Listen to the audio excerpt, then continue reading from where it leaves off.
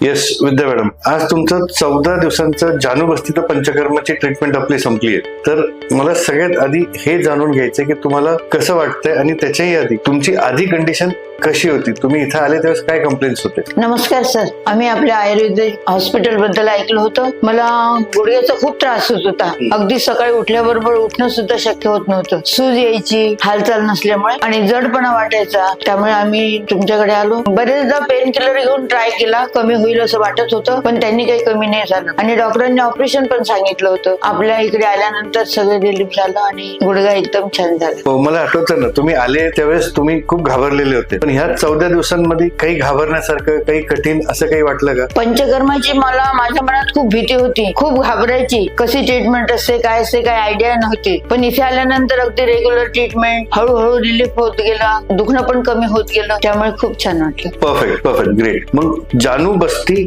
करताना त्यावेळेस अनुभव कसा होता? जानुबस्तीचा अनुभव एकदम चांगला आला. कारण सुरुवातीला 1-2 दिवसात हळूहळू हालचाल व्हायला लागली आणि दुखणं कमी झालं आणि नंतर 8-10 दिवसानंतर मी माझ्या मनाने चालायला लागले, कोणाचा आधार न घेता. बरं, आता सर्वात महत्वाचा प्रश्न, पेन किलर्स किंवा कुठली सर्जरीचा मनात विचार येतोय? मला पेन किलरची गरज राहिली नाही, एकही पेन किलर घेतली नाही. मला आता आनंदाने एवढं सांगावंसं वाटते की मला पेन किलरची गरज राहिली नाही आणि ऑपरेशन तरची नाहीच नाही. आता मी एकदम ओके आहे आणि सकाळी मॉर्निंग वॉक साठी मैत्रिणींसोबत सुद्धा जाऊ शकते. तुम्ही जसं मला मार्गदर्शन केलं तसंच मी फॉलो करत जाईल. आयुष आयुर्वेदाचे धन्यवाद. थँक्यू. हीच आमची सर्वात मोठी भेट आहे. दिलेली औषधं, व्यायाम आणि आहार योग्य फॉलो करा. तुम्ही असंच व्यवस्थित चालू शकाल, तेही नेहमीसाठी.